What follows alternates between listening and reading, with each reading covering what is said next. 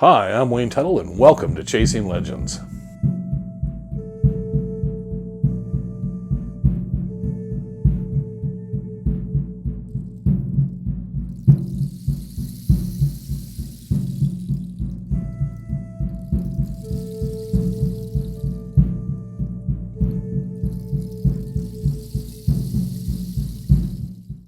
Welcome back to Chasing Legends. I'm Wayne Tuttle. I'm your host yet once again. Please hit subscribe, leave a comment if you don't mind, and hit the notifications bell so you can get notifications. Check out our About page here on YouTube. You can check out the Legend Superstition Mountains and the Dutch Hunter Rendezvous shirts, available in black and gray, short and long sleeve, okay? Does nothing for us, but kind of something we can get out there for you if you're kind of interested in picking up one of the shirts or having some cool swag or something. So keeping that cost way down as much as we possibly can.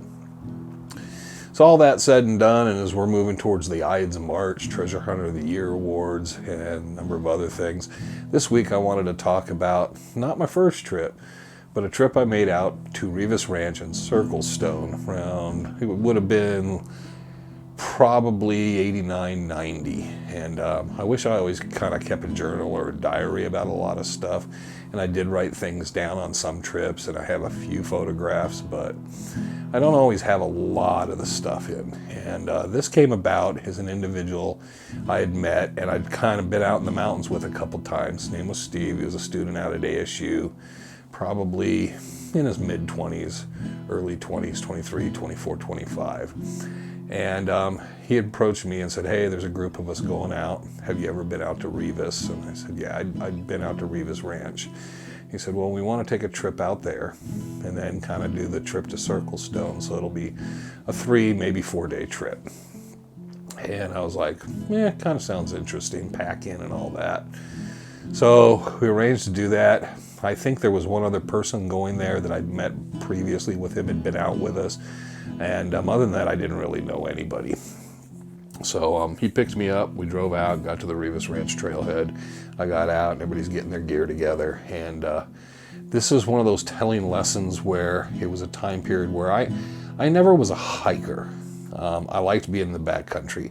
I liked backpacking. At that time, it was probably towards the very end of my days of technical free climbing. Because I realized going to work the next day was more important than a lot of other things and risking your neck.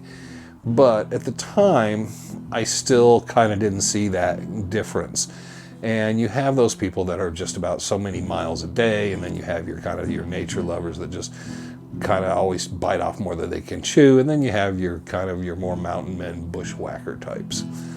And I never saw a difference. I was young enough not thinking about it. So anybody I thought wanted to go back in the mountains had some experience. Now this is before the hiking guides and a lot of that kind of stuff is really around. So I was there along, though it's a pretty well-defined trail out that way and so forth. I don't think, once you get to the trailhead and kind of work your way through, you're really going to get lost getting down to Revis Creek and all that. But I was along, I guess, because I'd been there before.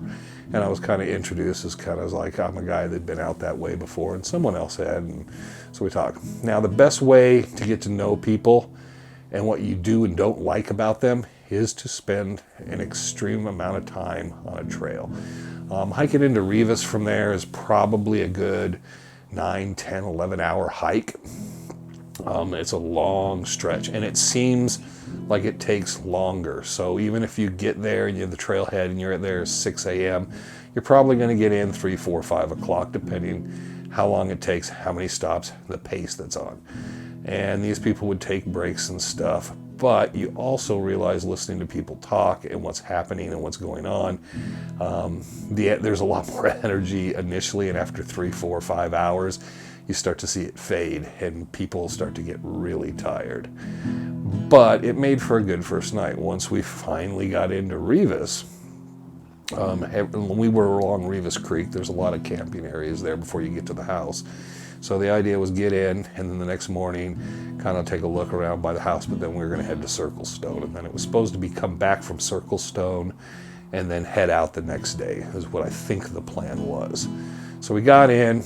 The weather was pretty nice. and everybody is just absolutely bushed. So everybody's just quietly cooking their stuff. There was no real fire or anything, campfire or anything like that. There might have been a small camp, but I pitched the small tent I had. I went in, it was pretty quiet, got to sleep, uneventful. I realized these people weren't generally the people I'd been in the mountains with.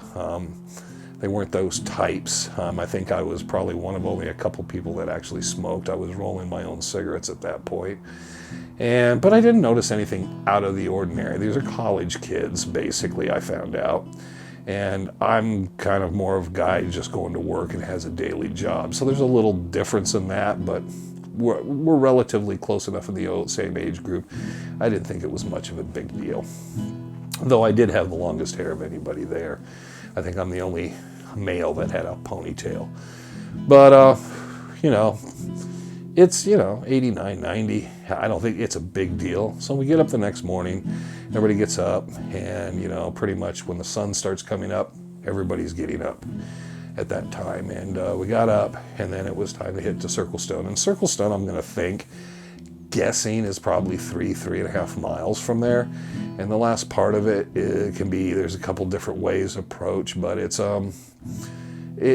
not too bad. So we gathered all our gear and took the gear because I think there was a couple other groups or small groups camped in the area, and nobody wants to leave all their stuff there. So we kind of packed everything up. I was starting to realize these people kind of took more than they needed because there was a little bit of groaning and griping and stuff. Why did I carry all this stuff? I was at that point where I would just carry what I needed. So I'd have a bedroll. I had a tent. I did have a very lightweight, but a tent nonetheless, one of these little dome tents I'd gotten. And I had basically my food, my water, whatever I needed. And that was about it. I was going to wear the same clothes pretty much the whole trip. So I'm packing as lightweight as I possibly can for at that time period. And you have these people that have these backpacks that literally go down halfway to their thighs with equipment and then a foot or two above their head. And you're just like, oh my God, it's how are they carrying all this, the poundage and everything, and working yourself down the trail. So we get down to Circlestone, which took longer than it should have. And I remember we got in there and we everybody dropped their stuff and started exploring around, and I know some people took some pictures and stuff. And then the idea, and I don't say you should do this, and I think it's something that people shouldn't do, is stay the night in Circlestone. For nothing reason that it's an archaeological site. But they came up with the idea, let's stay the night here. We're here. It's not a big trip back. We can get up early and we can take off and we can head through. So this is where it got a little odd for me, because at this point I really didn't know anybody by name. I kind of would talk to everybody. They'd ask a little about the history. It wasn't much of a Dutchman conversation because we're in the Eastern superstitions. They kind of asked a few things about Rivas Ranch on the way in, and a few things of that about Alicia Rivas and Jack Frazier, and a few things that I knew. But there wasn't a real lot, for me to talk about with them. So we got here and we're setting up, and I remember I ate after we kind of explored the area and everybody kind of been in the area, and it's just kind of chilled down, and the afternoon kind of went pleasant. And I think a group of 3 or 4 people went back to Rivas Creek, but those of us have stayed, and I just figure, well, I'll stay with the main group, make sure they get back safely. So, because I figured that was kind of why I was along. So I kind of went off over by myself. I figured I wasn't going to pitch the tent so much as just use it as kind of ground cloth and just lay on the sleeping bag. It was pretty nice out. Wasn't really worried about anything. And they built a little fire, and the sun starts going down and it starts cooling off a bit and all. And I'm sitting there with my pack and kind of leaning up against it and rolling a cigarette, and I had a little bottle of Jack Daniels. And so I'm sipping on a little bit of Jack Daniels, keeps you warm, and good with your coffee sometimes. But these guys had gathered in a circle around this fire, and they started to chant and stuff. And then they would hold hands, and I wasn't paying attention what they were doing, because at first I thought, and as this sounds dumb, but I thought they were singing Kumbaya or something, because they're a little bit of distance from me, and I'm not really paying attention. And what they believed I kind of started to realize is they were trying to open some sort of portal or something, because they believed this was some sort of extraterrestrial site, and that they could open a portal to another dimension or people who visited the Superstitions, because this is during a time period when really the UFO phenomena around the Superstitions, there was a big hype for it for a while. There were some books written about it and all later, but they kind of, until the encroachment of Gold Canyon and everything got in Apache Junction really built up, you know, people would always say things like, oh, there's mysterious lights and things in and out of the Superstitions. Obviously, they must have moved the UFO base, because that doesn't seem to happen anymore. And I never witnessed anything, but these guys really thought. So that was kind of what I thought was kind of happening. So everybody's kind of sitting there, and they're sitting up all night, and they were drinking wine, and they're smoking some weed. And I finally fell asleep because I didn't understand it. So the lesson I learned, besides big packs and going out with college kids that normally don't spend much time in the mountains, was the next morning is, if you smoke a lot of weed and drink a lot of wine, you're not apt to get up in the morning and pack your way out. And we spent 2 days packing out, because those guys couldn't make more than 5-6 miles a day. They literally complained they had blisters, they had sore muscles, they had this, they had that.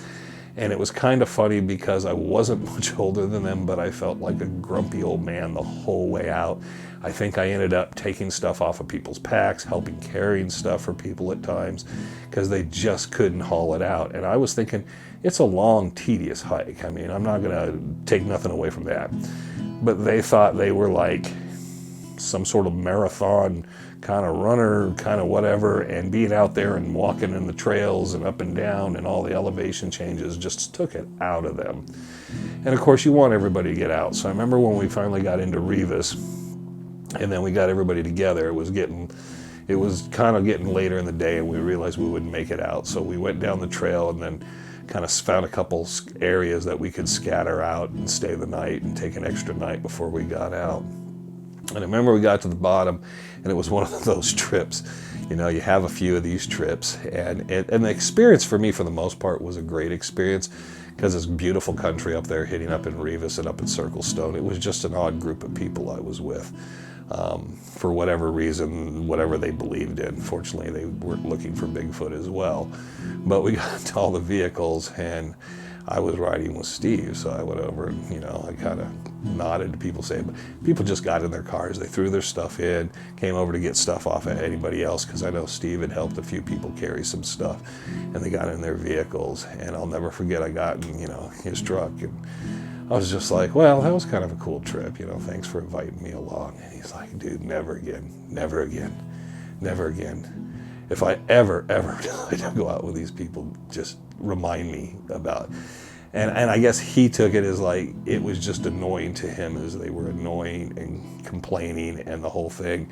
And his unmistakable thing he learned from it is, he took this group of people in to show them the beauty of the mountains, and somehow that completely became lost on them. They were more competitive about getting in there, about their gear, about portals, about UFOs and everything else, and they just missed the fascination or falling in love with the mountains, which is a lesson, again, always learn that sometimes you have to understand that some people don't understand your love of the history and the mountains and the place itself, and they are there completely in a different place. You know, they're the people that'll tell you, hey, I walked from First Water all the way to Peralta down in this much time, and it took me this many steps, and da-da-da-da. And I don't think I would ever measure that in anything like that. I would just say, yeah, it took me all day, or it took me longer than I expected, because I was having such a good time and kind of remembering some things and taking breaks. I'm always one that's going to sit down and sometimes just soak in the atmosphere as much as possible, knowing, you know, you don't know how many more trips you have, how many more times you'll be in this time and place. So that was it, 89 or 90, going out to Revis and Circlestone. An excellent trip. Jack Carlson's book, I'm sure, has that trip. It'd probably be in the Eastern Superstitions book now. But a great trip if you're planning a 3, even a 4-day. Revis is a wonderful place to visit. Circlestone is awesome to go up there. Please don't camp in there. I mean, that's kind of a something that probably I just didn't even think about at the time. But thank you for joining us. Hope you enjoy us. Welcome in here to our refurbished, and thank you to Trevor for rebuilding my computer and everything. And we have Adobe Obido Studios back up and running, and I got everything going. So plenty of work to do over here and stuff, and then the film side's over this way. So, but thank you for joining us again, and we will catch you next time on Chasing Legends of the Superstition Mountains.